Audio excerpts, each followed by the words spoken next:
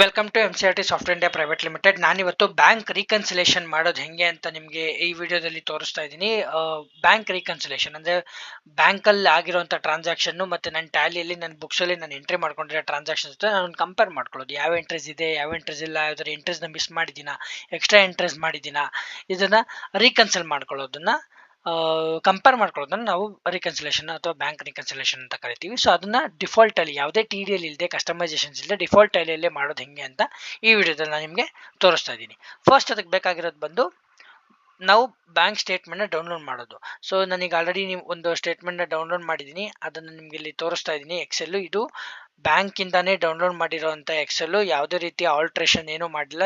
Just net banking ಇಂದ download ಮಾಡಿ ಒಂದು ಫೋಲ್ಡರ್ ಮಾಡಿ ಆ ಫೋಲ್ಡರ್ ಇಟ್ಕೊಂಡಿದ್ದೀನಿ. ಸೊ ಇದನ್ನ ಹೆಂಗೆ ನಾವು ಟ್ಯಾಲಿಯಲ್ಲಿ ಇರೋ ಟ್ರಾನ್ಸಾಕ್ಷನ್ ಜೊತೆ ಕಂಪೇರ್ ಮಾಡೋದು ಅಂತ ಈ ವಿಡಿಯೋದಲ್ಲಿ ತೋರಿಸ್ತೀನಿ. ಸೊ ನೆಕ್ಸ್ಟ್ ಬಂದು ನಿಮಗೆ ಇನ್ನೊಂದು ಇಂಪಾರ್ಟೆಂಟ್ ಥಿಂಗ್ ಬಂದು ಲೆಜರ್. ಬ್ಯಾಂಕ್ ಲೆಜರ್ ಇದ್ರೇ ನಾವು ರಿಕನ್ಸಿಲ್ ಮಾಡೋಕ್ಕಾಗೋದು. ಸೊ ನನಗೆ ಆಲ್ರೆಡಿ ಬ್ಯಾಂಕ್ ನನ್ನ ಹತ್ರ ಇರೋದು ICICI ಬ್ಯಾಂಕ್ ಸ್ಟೇಟ್ಮೆಂಟ್, ಹಾಗಾಗಿ ICICI ಬ್ಯಾಂಕ್ ಲೆಜರ್ನ ಕ್ರಿಯೇಟ್ ಮಾಡಿದ್ದೀನಿ. ಇಲ್ಲಿ ಅಕೌಂಟ್ ನಂಬರ್ IFSC ಕೋಡ್ ಹಾಕೊಳ್ಳಿ.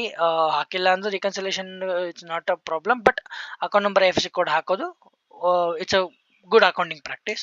ಸೊ ಆ್ಯಂಡ್ ಇಲ್ಲಿ ಬ್ಯಾಂಕ್ ನೇಮ್ ಅಂಡ್ ಬ್ರಾಂಚ್ ಏನಿದೆ ಇದನ್ನ ಮ್ಯಾಂಡೇಟರಿ ಬ್ಯಾಂಕ್ ನೇಮ್ ಅನ್ನೋದನ್ನ ಮ್ಯಾಂಡೇಟರಿ ಆಗಿ ಕರೆಕ್ಟ್ ಆಗಿರೋ ಬ್ಯಾಂಕನ್ನೇ ಸೆಲೆಕ್ಟ್ ಮಾಡಿ. ಇಲ್ಲ ಅಂದ್ರೆ ನೀವು ಡೌನ್ಲೋಡ್ ಮಾಡಿರೋ ಬ್ಯಾಂಕ್ ಬೇರೆ, ಇದು ಬೇರೆ ಆದರೆ ನಿಮಗೆ ಕಂಪೇರ್ ಮಾಡೋದಕ್ಕೆ ಅಥವಾ ರೀಕನ್ಸಿಲ್ ಮಾಡ್ಕೊಳ್ಳೋದಕ್ಕೆ ಕಷ್ಟ ಆಗುತ್ತೆ.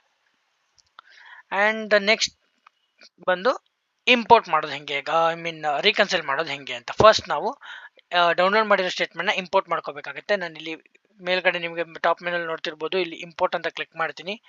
ಬ್ಯಾಂಕ್ ಸ್ಟೇಟ್ಮೆಂಟ್ ಅಂತ ಹೋಗ್ತೀನಿ. ICICI ಬ್ಯಾಂಕ್ ಆಗಿರೋದ್ರಿಂದ ICICI ಬ್ಯಾಂಕ್ ಅಂತ ಸೆಲೆಕ್ಟ್ ಮಾಡ್ತೀನಿ. ಎಲ್ಲಿ ನಾನು ಸೇವ್ ಮಾಡಿದ್ದೀನಿ ಸ್ಟೇಟ್ಮೆಂಟ್ನ ಅದ್ರ ಲೊಕೇಶನ್ ತಗೊತಾ ಇದ್ದೀನಿ. ನಾನು ಎಕ್ಸೆಲ್ ಡೌನ್ಲೋಡ್ ಮಾಡಿದ್ದೀನಿ, ಎಕ್ಸೆಲ್ ಅಂತ ತಗೊತಾ ಇದ್ದೀನಿ. ಇಲ್ಲಿ ನಾನು ಆ ಫೋಲ್ಡ್ರಲ್ಲಿ ಇರುವಂಥ ಎಲ್ಲ ಎಕ್ಸೆಲ್ ಫೈಲ್ಸು ಕಾಣಿಸ್ತಾ ಇರುತ್ತೆ. ಯಾವ ಎಕ್ಸೆಲ್ ನಾನು ಇವಾಗ ರೀಕನ್ಸಿಲ್ ಮಾಡಬೇಕು ಆ ಎಕ್ಸೆಲ್ ಫೈಲ್ನ ಸೆಲೆಕ್ಟ್ ಮಾಡ್ಕೊತೀನಿ.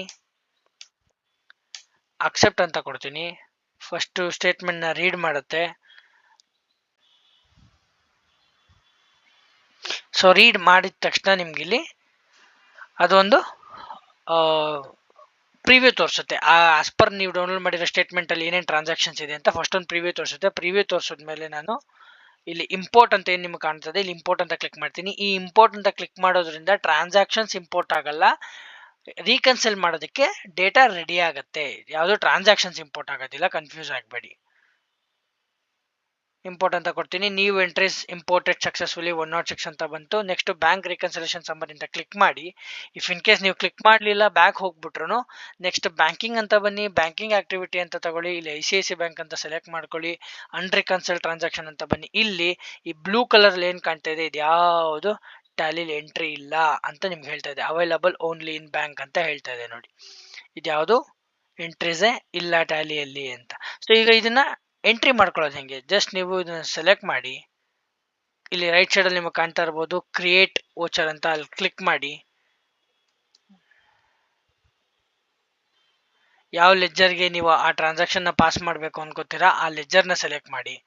ಎಕ್ಸಾಂಪಲ್ ಇದು ಪಾರ್ಟಿ ಇಲ್ಲ, ನಾನು ಹೊಸದಾಗಿ ಡೆಮೋ ಕೊಡ್ತಿರೋದ್ರಿಂದ ಹೊಸದಾಗಿ ಕ್ರಿಯೇಟ್ ಮಾಡ್ತಾ ಇದ್ದೀನಿ. ಇಲ್ಲ ಅಂತಂದರೆ ನೀವು ಡೈರೆಕ್ಟಾಗಿ ನಿಮ್ಮ ಹತ್ರ ಇರೋ ಲಿಸ್ಟ್ನೇ ಸೆಲೆಕ್ಟ್ ಮಾಡಿ ಈ ಥರ ಸೇವ್ ಮಾಡ್ಬೋದು. ಓನ್ಲಿ ನೀವು ಲೆಜರ್ ಸೆಲೆಕ್ಟ್ ಮಾಡಿ. ಇನ್ಸ್ಟ್ರೂಮೆಂಟ್ ನಂಬರ್ ಇರ್ಬೋದು, ನರೇಷನ್ ಇರ್ಬೋದು, ಎಲ್ಲ ಬೈ ಡಿಫಾಲ್ಟ್ ಪಿಕ್ ಮಾಡುತ್ತೆ ನೋಡಿ. ಎಂಟ್ರಿ ಪಾಸ್ ಆಗಿ ಹೋಗ್ಬಿಡುತ್ತೆ. ನೆಕ್ಸ್ಟ್ ಇದಿದೆ ನೋಡಿ. ಈಗ ಅಂದ್ಕೊಳ್ಳಿ ಒಂದು 2-3 ಎಂಟ್ರೀಸ್ ನಾನು ಒಂದೇ ಸಲ ಮಾಡಬೇಕು, ಒಂದೇ ಸಲ ಕ್ರಿಯೇಟ್ ಅಂತ ಕೊಡಬೇಕು. ಈ ಥರ ಸೆಲೆಕ್ಟ್ ಮಾಡಿ. ರೈಟ್ ಸೈಡಲ್ಲಿ ಕ್ರಿಯೇಟ್ ವೋಚರ್ ಮಲ್ಟಿ ವೋಚರ್ ಅಂತ ಏನಿದೆ ಅದನ್ನು ಕ್ಲಿಕ್ ಮಾಡಿ. ಮಲ್ಟಿ ವೋಚರ್ನ ಸೆಲೆಕ್ಟ್ ಮಾಡೋದ್ರಿಂದ ಆ 3 ಟ್ರಾನ್ಸಾಕ್ಷನ್ನ ಒಟ್ಟಿಗೆ ಕ್ರಿಯೇಟ್ ಮಾಡೋದಕ್ಕೆ ಯಾವ್ಯಾವ ಟ್ರಾನ್ಸಾಕ್ಷನ್ಗೆ ಯಾವ್ಯಾವ ಲೆಜರ್ನ ಸೆಲೆಕ್ಟ್ ಮಾಡಬೇಕು ಅಂತ ಕೇಳ್ತದೆ. ಜಸ್ಟ್ ನೀವು ಇಲ್ಲಿ ಆ ಲೆಜರ್ನ ಸೆಲೆಕ್ಟ್ ಮಾಡ್ತಾ ಹೋದರೆ ಇಟ್ಸ್ ಎನಫ್. ಆ ಲೆಜರ್ನ ಸೆಲೆಕ್ಟ್ ಮಾಡ್ತಾ ಹೋದರೆ ಸಾಕು. ಈ ರೀತಿಯಾಗಿ ಅಕ್ಸೆಪ್ಟ್ ಅಂತ ಕೊಡೋದ್ರಿಂದ 3 ಟ್ರಾನ್ಸಾಕ್ಷನ್ ರೆಗ್ಯುಲರ್ ಅಂಡ್ ರಿಕನ್ಸಿಲ್ ಅಂತ ಕೇಳ್ತಾ ಇದೆ. ಹೌದು, ರೆಗ್ಯುಲರ್ ವೋಚರ್ ಆಗಿ ಕನ್ವರ್ಟ್ ಮಾಡಬೇಕು. ಎಸ್ ಅಂತ ಕೊಡ್ತೀನಿ. ಸೊ ಮಲ್ಟಿಪಲ್ ವೋಚರ್ನು ಒಂದೇ ಸಲ ಕ್ರಿಯೇಟ್ ಮಾಡ್ಬೋದು. ಈ ಥರ real time voucher creation with reconcile ಮಾಡ್ಕೋಬೋದು. ಅಸ್ಯೂಮ್ ದಟ್ ಈಗ ಆಲ್ರೆಡಿ ಕೆಲವೊಂದು ಟ್ರಾನ್ಸಾಕ್ಷನ್ಸ್ ಇದೆ, ಅದ್ರ ಜೊತೆ ಹೆಂಗೆ ಕಂಪೇರ್ ಮಾಡೋದು, ಅದ್ರ ಜೊತೆ ರೀಕನ್ಸಿಲ್ ಮಾಡೋದು ಹೆಂಗೆ. In case the same transaction, ಈಗ ಈ 2642 rupees ಆಲ್ರೆಡಿ ಟ್ರಾನ್ಸಾಕ್ಷನ್ಸ್ ಇದ್ದರೆ ಇದನ್ನು ಸೆಲೆಕ್ಟ್ ಮಾಡಿ ರೀಕನ್ಸಿಲ್ ಅಂತ ಕ್ಲಿಕ್ ಮಾಡಿ. ಆಲ್ರೆಡಿ ಇರೋ ಟ್ರಾನ್ಸಾಕ್ಷನ್ ಜೊತೆ ನೀವು ರೀಕನ್ಸಿಲ್ ಮಾಡ್ಬೋದು. ಅದಕ್ಕೂ ನಾನೊಂದು ನೀವು ವಿಡಿಯೋ ಸಪ್ರೇಟಾಗಿ ಬೇಕು ಅಂತಂದರೆ ನಾನು ಆಲ್ರೆಡಿ ಟ್ರಾನ್ಸಾಕ್ಷನ್ ಇರೋದಕ್ಕೂ ರೀಕನ್ಸಲ್ ಮಾಡೋದು ಹೆಂಗೆ ಅಂತ ಇನ್ನೊಂದು ವಿಡಿಯೋದಲ್ಲಿ ತೋರಿಸ್ಕೊಡ್ತೀನಿ. ಇದೊಂದು ಸಿಂಪಲ್ ಆ್ಯಂಡ್ ಇಂಪಾರ್ಟೆಂಟ್ ವಿಡಿಯೋ ಆಗಿತ್ತು, ಬ್ಯಾಂಕ್ ರೀಕನ್ಸೈಲ್ನ ವಿತ್ ಸ್ಟೇಟ್ಮೆಂಟ್ ಹೆಂಗೆ ಮಾಡ್ಕೊಳ್ಳೋದು ಅಂತ. ಹೋಪ್ ಈ ವಿಡಿಯೋ ನಿಮಗೆ ಇಷ್ಟ ಆಗಿದೆ ಅಂತ ಅನ್ಕೋತೀನಿ. ಈ ವಿಡಿಯೋ ಇಷ್ಟ ಆಗಿದೆ ಲೈಕ್ ಮಾಡಿ, ಶೇರ್ ಮಾಡಿ ಆ್ಯಂಡ್ ಸಬ್ಸ್ಕ್ರೈಬ್ ಮಾಡೋದು ಮರಿಬೇಡಿ. Thank you so much.